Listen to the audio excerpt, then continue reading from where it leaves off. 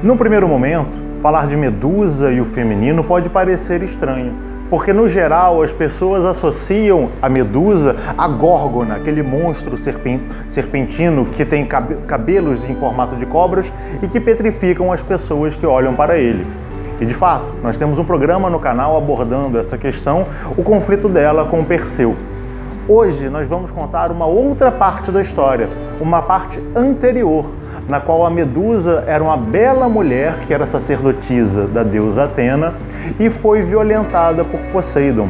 Alguns vão dizer que foi no próprio templo dedicado a Atenas, outros vão falar que apenas aconteceu, mas que o que importa na história é que Atenas, com raiva do que aconteceu, se vinga na Medusa e não em Poseidon, a transformando no monstro que nós conhecemos hoje. Existem uma série de coisas relacionadas à relação do feminino na sociedade que esse mito mostra pra gente. E a gente vai abordar alguns desses pontos e como eles permeiam a nossa sociedade atual, ainda que infelizmente.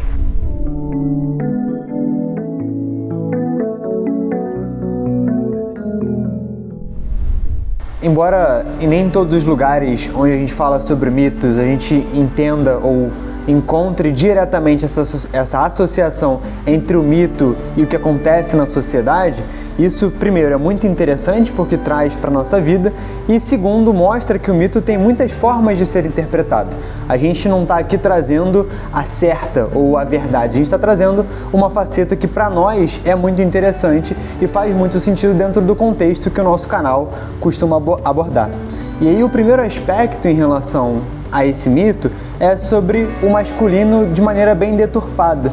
Então aqui nós temos Poseidon, que não só representa o masculino, mas o masculino em sua potência máxima, ele é um deus na história, então em tese ele pode fazer aquilo que ele tem vontade de fazer, e a Medusa não teria qualquer possibilidade de negar aquilo que ele está fazendo, ele é muito mais poderoso do que ela. Aqui só fazendo um detalhe, é o masculino em potência máxima, mas não de uma forma bem aspectada, né? Porque ele está utilizando da sua força para violentar alguém, e o masculino não deve fazer isso. Exatamente, deturpado, que isso fique bem claro. E embora socialmente falando a gente não tenha alguém numa posição de Deus, como é Poseidon, mas muita gente acha que tá. Tem muita gente que se coloca, talvez não literalmente, mas simbolicamente, talvez a gente encontre um pouco mais.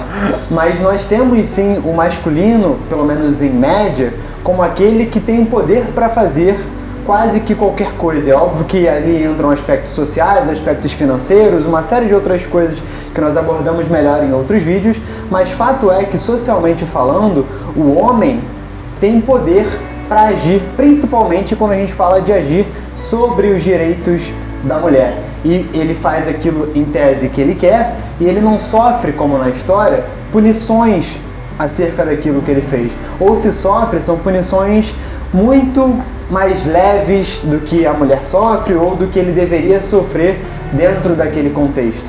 Então a gente já vê aqui, antes mesmo de entrar no aspecto feminino, uma polaridade masculina que não tem a devida atenção e que por isso age deliberadamente com ignorância, com agressividade, com violação de fato. E a gente precisa, através desse mito, pensar sobre isso para olhar para como nós estamos permitindo que esse masculino se manifeste no mundo. Porque, por vezes, o problema é não restringir esse tipo de coisa. Por vezes, essa permissividade gigantesca que existe na nossa sociedade é que, em grande parte, contribui para que violências aconteçam, nesse caso específico, contra mulheres. No mito, a gente está falando da pior violência possível, mas existem inúmeras outras formas de violência que derivam dessa pior e que levam a essa pior e que também estão diretamente associadas a esse masculino deturpado, a esse masculino que, em tese, acredita que pode fazer qualquer coisa e que, em muitos casos, de fato, é permitido que ele faça qualquer coisa. Porque se ele faz e não é punido, significa que ele pode fazer. Exatamente, né? Isso reforça cada vez mais esse tipo de atitude. Verdade. Esse assunto, ele abre brechas para falar de muitas coisas, de fato, né? E é bom a gente deixar claro aqui que nós não estamos falando que o homem é vilão, que a mulher é vítima ou vice-versa. Na nossa sociedade, ela é multifacetada, existem muitas questões, mas nós estamos trabalhando exatamente isso tudo que o João falou, ele trabalha exatamente essa relação, como que a nossa sociedade se relaciona com o feminino. Como que a nossa sociedade permite, como o João disse, que figuras sejam endeusadas no nível de terem um poder praticamente absoluto sobre determinado outro grupo de pessoas. Como que essa relação é tão díspare, né? É uma relação tão desigual de potência mesmo. E a gente vai ver a potência, como o João citou, né? Vai ser a física, vai ser a econômica, às vezes a psicológica. Você vai ter vários níveis de opressão, né, de um determinado grupo em detrimento ao outro. Nesse caso específico do mito, a gente está falando do grupo masculino, vamos colocar assim, contra o grupo feminino. E outra coisa muito interessante que essa parte do mito nos demonstra é a ideia da penalização da vítima. Né? Essa ideia da penalização da vítima ela é muito evidente na atitude da própria, não só da Atena, mas dentro do mito das outras sacerdotisas que estão ali, né? Porque ao ser violentada por Poseidon, Medusa imediatamente começa a ser mal vista. Ela começa a ser mal falada pelas outras sacerdotisas, ela começa a ser julgada. Ah, mas foi... Eu soube o que aconteceu? Mas veja só, né? Olha como a Medusa anda, olha como ela se veste, olha isso, olha os cabelos dela. Então, sempre botando como se ela poderia ter evitado isso, né? Como o João falou bem no início. Não é uma questão que a vítima simplesmente possa evitar se ela quiser. Mas começam a ter toda essa fofoca, né? E culmina na atitude máxima, que é a atitude da Atena de transformar ela num monstro ali, ratificando essa visão de que ela era errada da história, né? Então, isso é uma coisa muito séria, porque a gente vê que a gente está falando de um mito milenar, só que ele continua trazendo aspectos da nossa sociedade que são muito atuais, infelizmente. Na nossa sociedade, hoje em dia, a gente ainda tem essa característica, falando especificamente da questão feminina, de penalizar, de culpabilizar a mulher pelos crimes que ela sofre, pelos crimes que são impostos a ela, na maioria das vezes, pelo público masculino. Retomo, não é uma questão de guerra dos sexos, né? Jogar homem contra mulher, não é nada disso. Dizer que todo homem é vilão, não é nada disso. É simplesmente uma relação de poder entre o feminino e o masculino que está extremamente deturpada, extremamente desequilibrada dentro da nossa sociedade, permitindo também, retomando algumas palavras do João, né, que esses homens se sintam livres para agir da forma como eles querem, ou seja, se sintam deuses, se sintam um Poseidon na vida, porque justamente a sociedade vai passar a mão na cabeça deles, vai dar um tapinha nas costas e vai penalizar a mulher, vai penalizar aquela, vamos colocar assim, o grupo inferior dentro dessa relação e vai sempre dizer que vai sempre conseguir encontrar uma justificativa para um ato injustificável. Um ponto que é importante a gente deixar bem claro, e isso permeia toda a nossa fala, e principalmente o nosso vídeo de hoje, é que você pode falar, mas eu conheço um homem que não é assim, eu conheço uma mulher que não é assim. Beleza, parabéns. Mas existem... Ou o contrário, uma mulher que possa ser a opressora. Você pode ter essas situações, perfeito. Mas o fato de existirem essas outras opções não invalida a existência desse fato. Então nós precisamos entender o fato de maneira factual, pontual. Existe a situação do homem oprimindo a mulher? Existe. Ela é com todo mundo? Não, não é com todo mundo. Beleza, ótimo, ainda bem que não é. Mas esse fato que acontece, a gente precisa olhar e precisa analisar. Se você relativiza e começa a jogar, não, mas tem mulher que oprime o homem, tem não sei o quê, tem isso outro. O que você está fazendo? Nada. Está permitindo que as violências continuem. E você continua alimentando e transformando a vítima no monstro, que é uma das figuras dentro dessa história. Por que ela se torna um monstro? Ela se torna um pária na sociedade, porque ela perde a sua própria potência, ela perde o controle sobre o seu próprio corpo.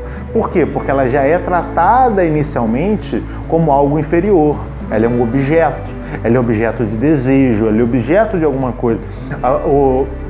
A gente vive numa sociedade que muitas das vezes vende a mulher como algo a ser conquistado. se você quer conquistar a mulher, significa que ela é um objetivo. Ela não é um ser que você precisa realizar uma troca, você precisa se relacionar. Você conquista, ela é um objeto. Ah, conquistei meu emprego, conquistei meu carro, conquistei minha mulher, conquistei... E você vai vivendo dessa forma. Presta sua atenção na forma com que os nossos adolescentes são criados ou foram criados. Ah, não, você tem que pegar o máximo de mulher possível, porque é que nem você é o herói que consegue tesouro, né? Cada mulher tem o seu valor e você recolhe esses valores. Mas a mulher não pode ir para qualquer um, porque ela é o tesouro e o tesouro deve ser exclusivo ali dentro. E aí quando acontece uma violação da Medusa, ela é colocada de lado. É claro que a gente tem aspectos dentro do mito que você pode falar, ah, esse mito ele foi construído de maneira a mostrar as violências contra a mulher. Sim, é uma forma de ver, mas a gente também pode falar que esse mito foi construído como uma forma de justificar a violência do homem em relação à mulher. Como? Colocando-a como vítima mais uma vez. Perceba, o mito mostra que as próprias sacerdotisas, elas não são aliadas entre si, elas competem, elas têm inveja da Medusa. Enquanto isso, no cenário masculino grego, existe a irmandade. São os caras que eles lutam, eles têm que confiar um no outro. Então ele mostra uma sociedade onde o homem confia um no outro, a grande irmandade velada entre homens, e as mulheres competem entre elas mesmas. Então, por elas competirem, elas são mais fracas. Por serem mais fracas, elas podem ser subjugadas, elas podem ser penalizadas por isso. Perceba como que a história mostra essas camadas pra gente. Perceba como a gente propaga coisas na nossa sociedade falando que as mulheres não são unidas. E isso automaticamente estimula o pensamento das próprias mulheres a não se unirem às outras mulheres. Porque você vai gerar uma competição entre elas, onde você deveria ter um grupo de apoio, independente do gênero, mas principalmente dentro do próprio gênero, porque você pode conversar coisas que você passa por aquela situação, sem o risco de você ter uma competição ali dentro. Dentro da nossa sociedade, preza-se muito essa competição e essa objetificação da mulher, que faz com que ela sofra uma série de violências.